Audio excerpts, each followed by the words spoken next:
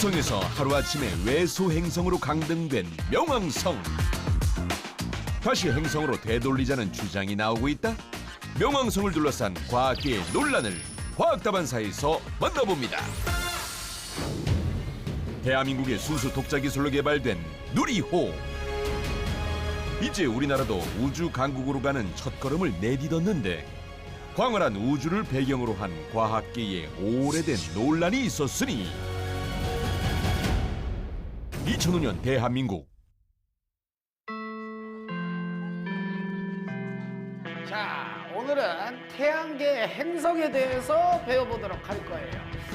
태양계는 총 9개의 행성이 있죠. 말해볼 사람? 저요. 천송이. 수상, 금성, 지구, 화상, 목성. 또 뭐더라? 참네. 토성, 천왕성, 해왕성, 명왕성이잖아. 맞았어요. 하지만 여러분들 그 행성이 9개나 돼서 외우기가 쉽지 않아요, 그죠? 이럴 땐 노래랑 곁들여서 외우면 암기하기가 쉬워요.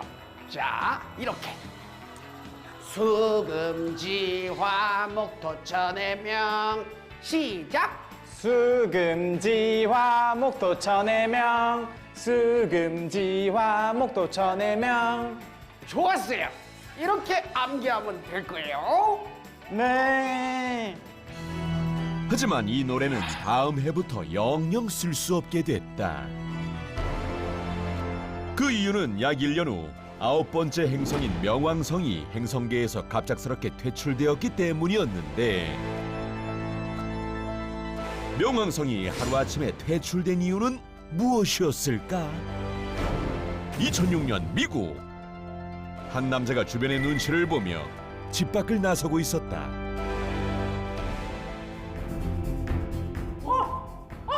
저기다, 저기! 제 명왕성 킬러다! 잡아라! 이 나쁜 놈아! 네가 명왕성을 죽였어! 네가 뭔데 우리 아이들에게서 명왕성을 뺏어가는 거야. 다시 돌려놔. 아이, 제발 그만 좀 하세요. 명왕성 킬러로 불린 남자는 미국의 천문학자 마이크 브라운이었는데, 그 시발점은 1년 전 일이었다. 2005년 무언가를 발견한 그는 잔뜩 흥분한 상태였는데,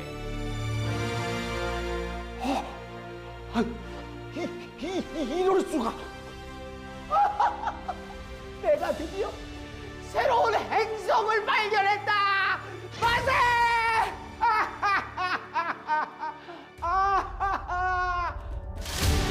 행성과 비슷한 움직임을 보이는 천체를 발견했기 때문이다.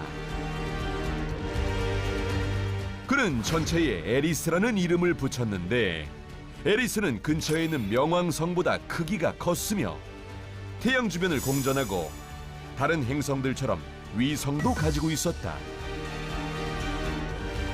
모든 조건이 완벽해. 난 이제 10번째 행성을 발견한 최초의 천문학자가 되는 거야. 어디 보자. 하지만 정확한 정보를 정리하던 중 그의 낯빛은 점점 어두워져 갔다. 어이 친구, 얘기 들었네. 행성을 발견했다더군. 정말 축하하네. 아이, 고맙네. 아이, 근데 사실 좀 고민이 하나 있긴 한데, 응? 그게 뭔데? 이게 그 태양 주변을 돌긴 도는데 그 타원으로 돌아. 그가 관찰한 에리스의 궤도는 다른 행성들과는 달리 심하게 납작한 타원 모양을 띠고 있었다. 그리고 말이야, 그 주변에 천체들이 너무 많아. 게다가 에리스 주변으로는 잡동사니 같은 천체들이 떠다녔는데, 위성을 제외하고는 주변이 깨끗한 대부분의 태양계 행성들과 다른 모습. 근데 그건 행성인 명왕성도 그렇지 않나? 사실 명왕성도 행성 중 유일하게 궤도가 약간의 타원형을 띠고 있는데, 이 때문에 공전주기 248년 중 20년은 해왕성보다 더 태양에 가깝게 위치한다. 또한 다른 행성들과 달리 주변이 깨끗하지 않고 수많은 얼음 소행성들이 존재했는데 사실 그 명왕성은 행성보다는 이 에리스랑 닮은 구석이 더 많은 것 같아. 그렇다면 이 명왕성을 행성이라고 말할 수 있는 걸까? 그때부터 명왕성의 행성 퇴출 주장이 불붙기 시작했다. 그리고 2006년 8월 24일 체코 프라하 국제 천문 연맹 회의에서는 현대 천문학 사상 가장 치열한 논쟁이 펼쳐졌다. 그 명왕성을 행성에서 제외시켜야 됩니다. 다른 행성에 비해 차이점이 너무 많아요. 76년 동안 함께온 명왕성을 내치다니 그게 무슨 소리입니까? 명왕성은 둥근 형태를 띠고 있고 태양 주변을 돌고 있어요. 명확한 행성의 특징입니다. 그런 식으로 따지자 치면 앞으로 행성으로 인정받아야 될 천체들이 수두룩합니다. 명왕성을 퇴출하라! 퇴출하라! 절대 사수! 절대 사수! 찬반으로 나뉜 두 집단은 크게 대립했는데 결국 424명의 천문학자들은 투표를 통해 명왕성의 퇴출 여부를 결정하게 됐다. 그리고 90% 이상이 퇴출에 찬성하면서 명왕성은 행성의 지위를 그대로 잃게 되었다.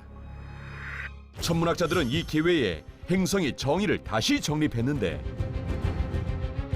지금부터 행성의 조건을 말씀드리겠습니다.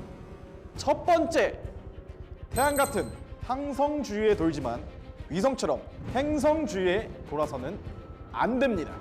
두 번째, 완전 둥근명을 갖출 만큼 질량은 크지만 내부에서 핵 융합 반응을 일으킬 만큼 커서는 안 됩니다.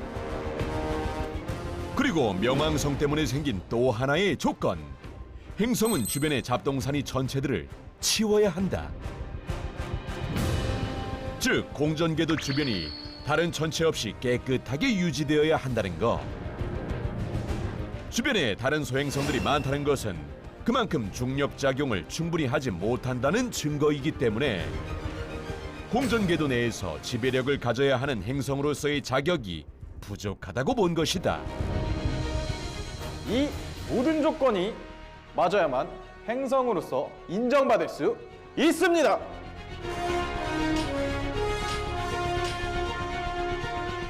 결국 이 조건에 따라 명왕성은 134340 플루토라는 새로운 이름을 부여받으며 마이크 브라운이 발견한 에리스와 함께 외소 행성으로 분류돼 버렸다. 그런데 명왕성 논란은 2015년 새로운 국면을 맞이했다.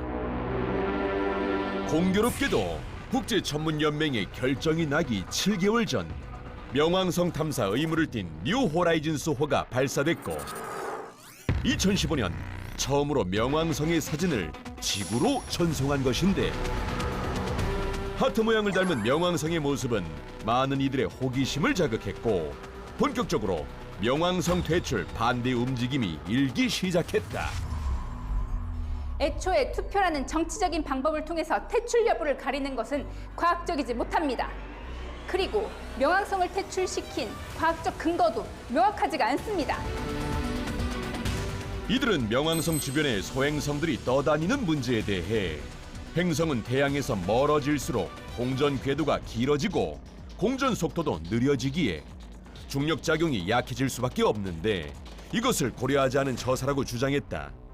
즉 태양계 외곽일수록 행성으로 인정받기 어려운 상황이라는 것. 더군다나 뉴 호라이즌스호 관측 결과 대기와 얼음산, 고대 호수가 있었던 흔적이 발견되며 명왕성이 행성이라는 주장에 힘이 실리기 시작했다. 나사 또한 명왕성을 다시 행성으로 되돌리자는 성명서를 내기도 했다. 명왕성은 행성일까, 외소 행성일까?